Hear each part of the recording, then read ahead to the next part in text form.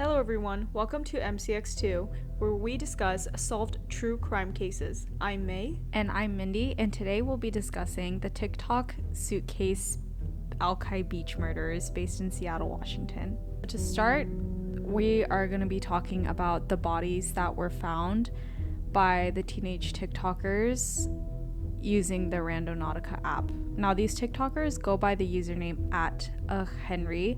I don't think we found the TikTok because it's been taken down after it went pretty viral. Yeah, I believe TikTok got rid of it within the week it was posted. Okay. Yeah, so the story behind this TikTok is that there were a group of teenagers using the Randonautica app, and for those of you who don't know what the app does, it just gives you like a random location and then you go and explore that. They were using this app in late June of 2020, and it led them to an area on Alki Beach based in Seattle, Washington. And a little side note is we are from Seattle, Mindy and I, so Alki Beach is a pretty well-known beach in Seattle, Washington. It's very popular, especially during the summertime. There are many people. It's always crowded. Especially at night too, because if you stay like right out on Alki Beach, you can see the Seattle skyline pretty well. Yeah. It's really pretty. Anyway, moving on with the case. They found this black suitcase near the water on Alki Beach, approximately at 1100 block of Alki Avenue Southwest, and they made a TikTok with the suitcase that they found. They then captioned the video along the lines of, quote, "We found this black suitcase. We were joking that maybe the suitcase would have money, but the smell was overwhelming," end quote. And then the video was then tagged with #crime and #murder. After the overwhelming smell of the suitcase, they then called the authorities to report it, and authorities later arrived and found the suitcase and several other bags around 4 p.m. on June 19th of 2020. After further searches for a few more days, the second suitcase was found on June 22nd of 2020 near the 10,000 block of West Marginal Place near the Seattle City Light Power Substation. So as far as we knew then, there were just remains of bodies found in separate suitcases on Alki Beach. These victims are Austin Wenner from Kent, Washington. He was 27 years old. And Jessica Lewis, who's a 35-year-old from Maple Valley, Washington, a mother of 4, and their relationship was long-term. They were together for about 8 years, and they lived together in a residence in Berrien, Washington, where they were killed. And it is also reported that Lewis's children did not live with them at this time. Yeah, another note we'd like to insert here is that we didn't find a lot of information about the victim Austin Wenner, because it's reported that the family is mourning in private, which they completely have a right to do so. So there isn't much publicized about him as compared to Jessica Lewis. Moving on to the autopsy, because this case was pretty straightforward, it was pretty easy to identify who the victims were, who killed them, how they ended up there, and how they were killed. So it was reported by the King County Medical Examiner's Office that the causes of deaths for these two victims were essentially very similar.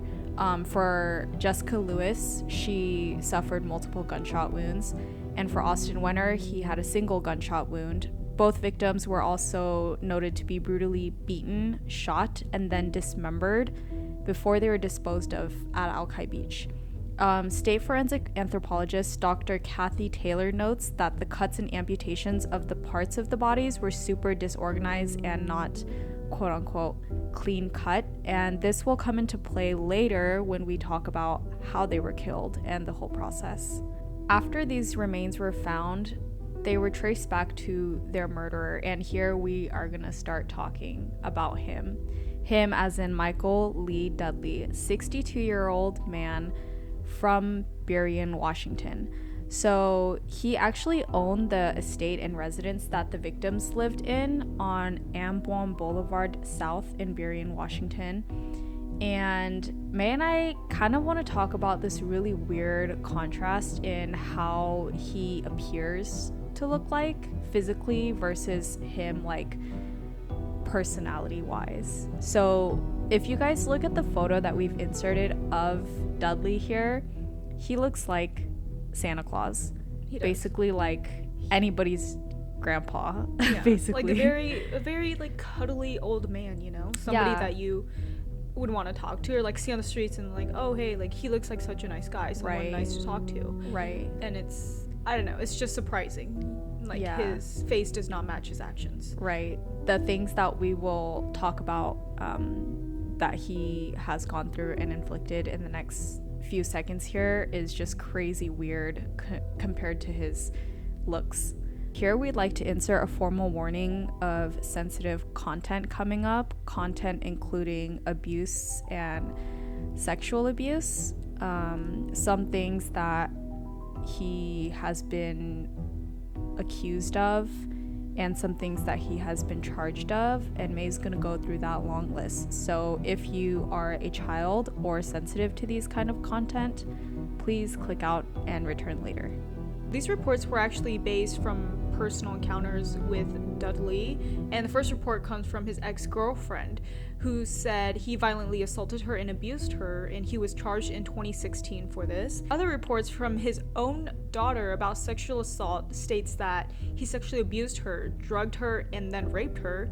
He exposed his genitals to her, exposing porn to her while he touched himself. She reported not feeling safe at home and that he had presented firearms and weapons, and she thought that he was a personal threat to her and to the public's safety. She eventually filed a restraining order against him in June of 2018. The order was denied by court, claiming that, quote, "This allegation and the relationship of the party does not meet the definitions in a sexual assault petition per RCW 2650-010. These allegations fall under domestic violence," end quote. Other criminal charges against Dudley were felony drug convictions, vehicle theft, and DUI conviction. From his past criminal charges, you can just definitely tell how violent of a person he is. He is not your neighborhood Santa Claus, as his photo appears to be, which is super sad because it's so misleading. Like, criminals should just look like stereotypical criminals. Yeah, and it's sad that even his daughter reported him being a threat to the public, and they still like did not take that seriously. Yeah. And it's just ridiculous. Yeah. Anyway, this will come into further play when you find out what he did to both the victims, Wenner and Lewis. It's just like, after you learn about his background, you won't even be surprised why he did what he did and how he did it. So moving on, we'll talk about the motives of the murder. So it's believed and reported by many sources that the murder took place on June 9th, 2020, exactly 10 days before the first suitcase and remains were found. And it's believed that the murder happened actually after a dispute that Lewis and Wenner had with Dudley. Now, as we stated earlier, Dudley was their landlord, so you can imagine how much tension there is if Lewis and Wenner weren't paying rent, per se. So, according to charging documents, the argument occurred over unpaid rent, as I stated, and it seemed that Dudley was super angry with the tenants, and he was suspecting that they were bringing in potential criminal activity to the home. That's stated in reports, and we can only assume that these criminal activities were either drug or fraud related. And we can also see this because later family members of the victims stated that the couple had been previously attacked and assaulted by some men that showed up at Dudley's estate. So people just assume and allege that it's because of criminal activity that brought these men over to assault the couple. In terms of the process of the murder and disposing of the remains, as we said, the murders supposedly took place on June 9th of 2020, and they also took place in the room that the couple was renting on Dudley's residence on the 1600 block of Amboin Boulevard South in Burien, Washington. He seemingly beat the victims before shooting them dead, and neighbors also reported that night hearing lots of gunfire and yelling from Dudley's home during the evening. There was also a witness the night that the murder happened. She was actually getting help from Dudley to move into a room on his residence, and she noted some super specific and suspicious things about Dudley. including things like his glasses seemed broken, he had scratches on his physical body. And then when she got into the room that she was supposed to be staying in, she noticed a large pile of clothing and it had a hand sticking out from under it. Like, is that not obvious? Like, that's a murder right there. That's a murderer standing right in front of you. It's like, yeah, I don't walk into a room and then see somebody's hand sticking out from a pile of clothes and be like, oh, whatever. Yeah, we're not trying to witness shame or anything, but it's just like, wouldn't you be a little bit like concerned? I'm gonna wait. Yeah. Like, I'm pretty sure that she was just scared because she could probably tell like something was up, and maybe she didn't want to be like in the in the middle of everything or get on his bad side, because she was moving into his residence. But at the same time, it's like, you could have like called authorities the night of, or and if something. he had scratches on his body, it's like you put 2 and 2 together. Like, anybody can figure that out, honestly. Yeah. But yeah, we're not but victim also, shaming. No, yeah, we're not. but We're like just... also maybe she thought that he was a Santa Claus, and she was probably like, maybe. it's fine, there's probably nothing wrong. Like, he looks like a nice guy. Yeah. But trust nobody. Yeah. Trust no essentially, yes, that is it. But moving on, she also later was asked by Dudley to stay somewhere else while he cleaned the quote-unquote mess. And then police reports later said that the witness asked him about the situation, and he simply responded, quote, "Let's put it this way. His gun misfired and mine didn't." Okay. End quote.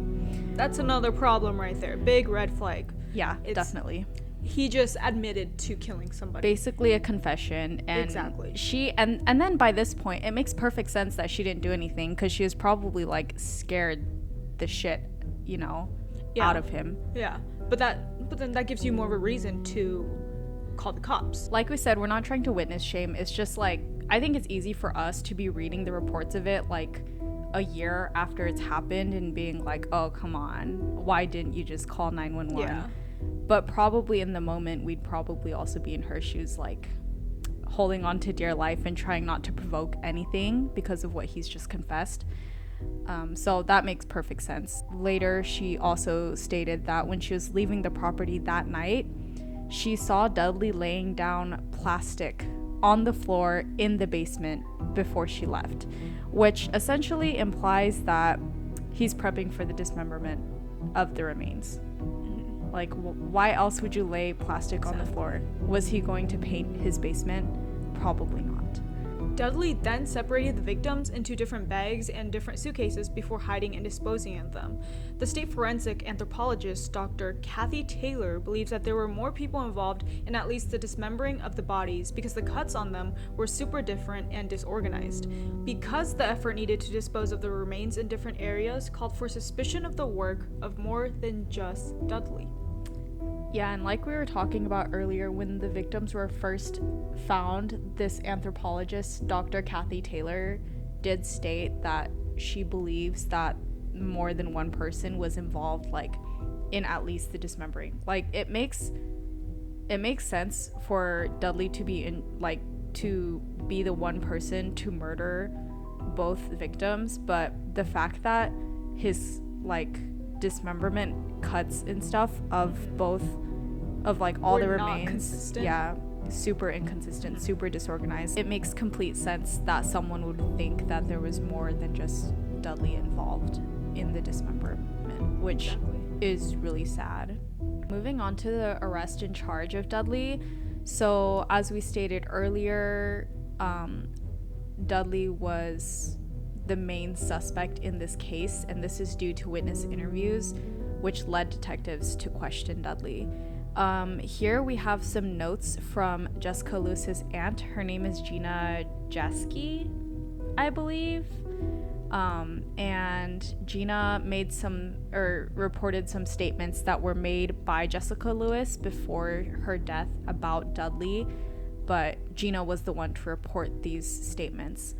Things saying that Dudley was a sicko, he would break people's cars so they couldn't leave, he would try to lock them in the house so they had no way to leave whenever there was a dispute or an argument. Reportedly, he had killed a dog that attacked one of his chickens, and then he left the carcass there for days to warn the other dogs.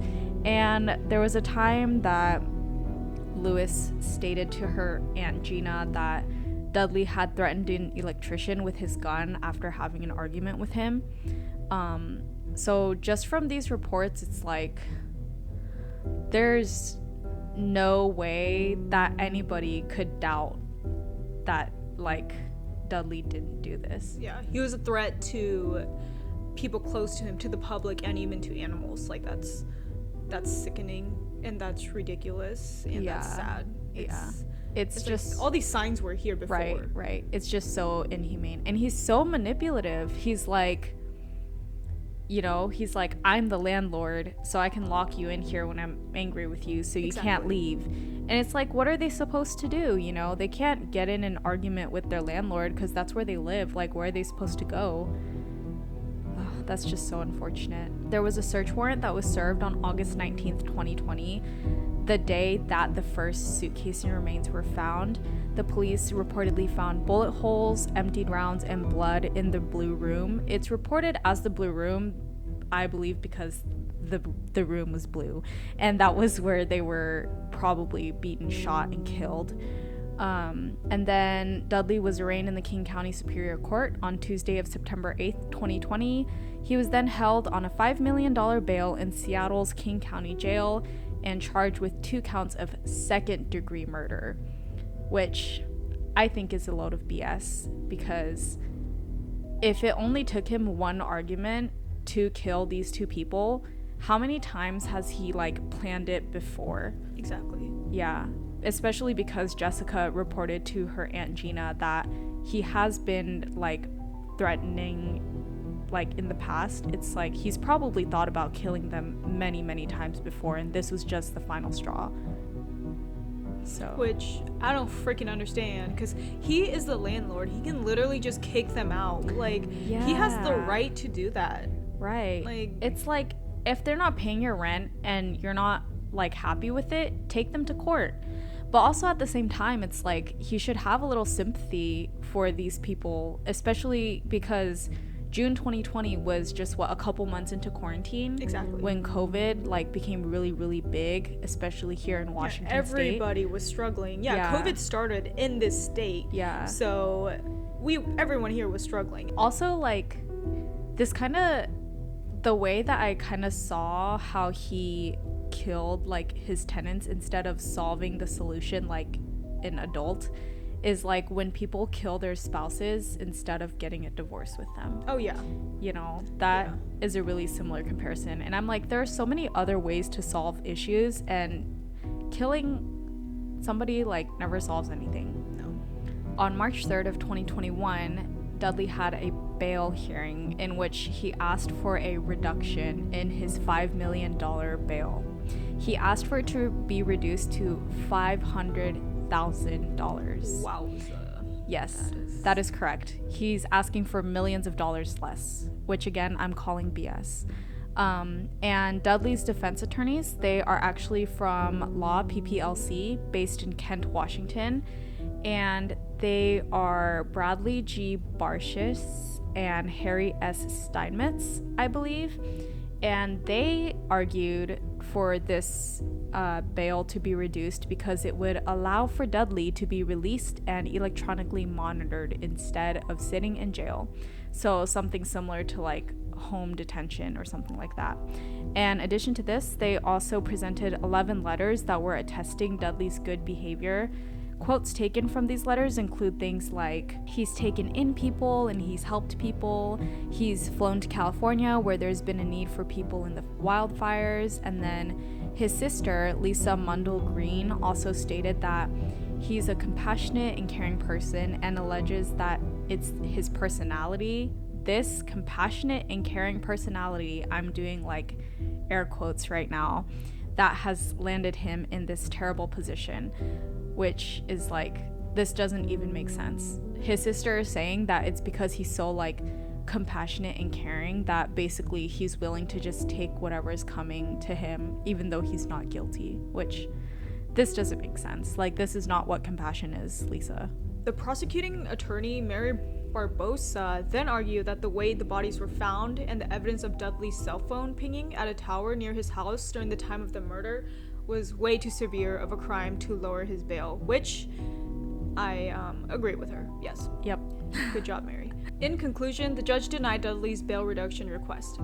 So next we'll be talking about some witness and family members' stories and quotes about Dudley and about his behavior. The first quote is from Dudley's bail reduction hearing. Prosecution witness Charlene Scranton. Quote, has demonstrated he's a very, very violent person. He went to great lengths to hide his crime. He is being charged with a horrific, also unimaginable evil crime.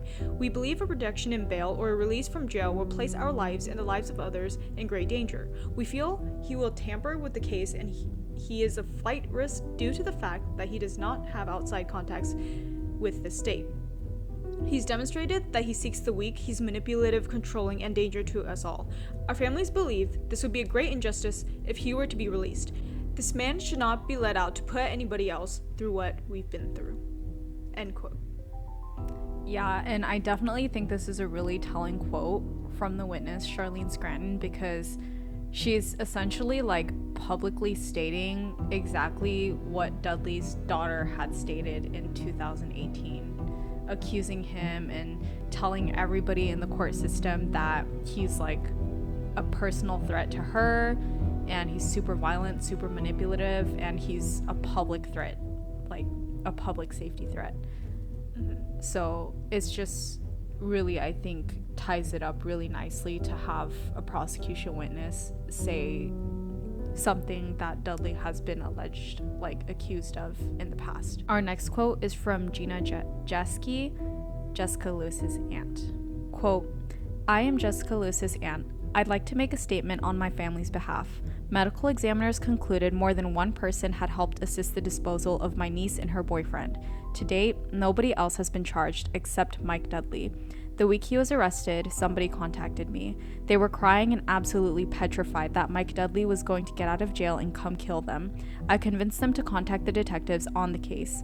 Mike Dudley's affluent family has already tried to sell his house as an undisclosed location, where less than 4 months prior was the scene of these horrific murders, to help him make bail. He has family and close ties to California, and upon his arrest, an ex-girlfriend voiced her concerns of him getting out of jail, as he was, quote, well connected.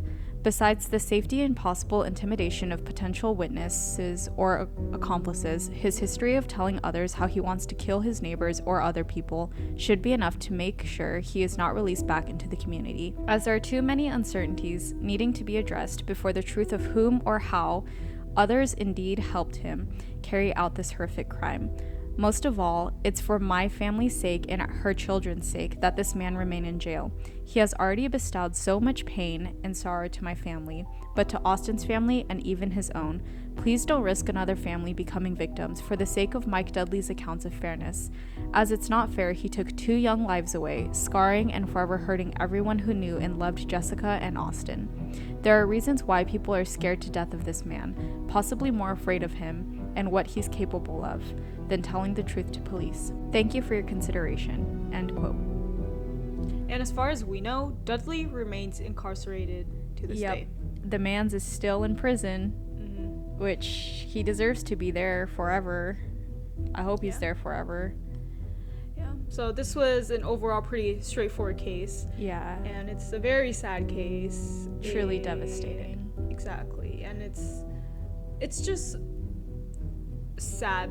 Not sad, but surprising that these suitcases were found from teenagers just going around a beach making TikToks. Right, trying to have fun. Which, like, could you imagine those teenagers are probably scarred because they were joking, like, oh my gosh, what if there's money in it? Or like, what if there's treasure in it or something? And then they open up this huge case that's lasted for over a year. Strong ass odor coming from the suitcase, and I just can't imagine what they were going through. They're probably traumatized too. Also, like we said, because this was kind of unknown to the public for a bit in Seattle, I think a lot of people around the Seattle area were like really scared that there was a serial killer on the list. Ted Bundy. Yeah, another Ted Bundy. If you didn't know, Ted Bundy was also murdering around Seattle. Yeah, like years, decades and decades ago, and he no longer exists, thank God. But it's just like, I remember being in the Seattle area at the time, and it was just like really scary because we didn't know who the victims were. We didn't know like why they were murdered. Again, like, this is an extremely devastating case, and Jessica Lewis and Austin Wenner, of course, did not deserve any of this.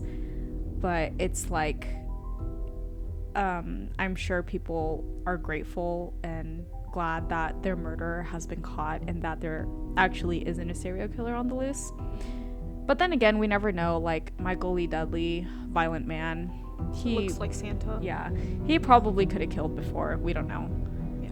Anyway, thank you everyone for joining us today.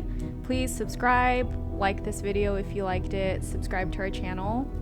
Yeah, and we'll try to be uploading every Friday if you want to come back and listen to more solved true crime. Thanks again for listening. I'm Mindy. And I'm May. This is MCX2. We are out. Have a great weekend. Bye.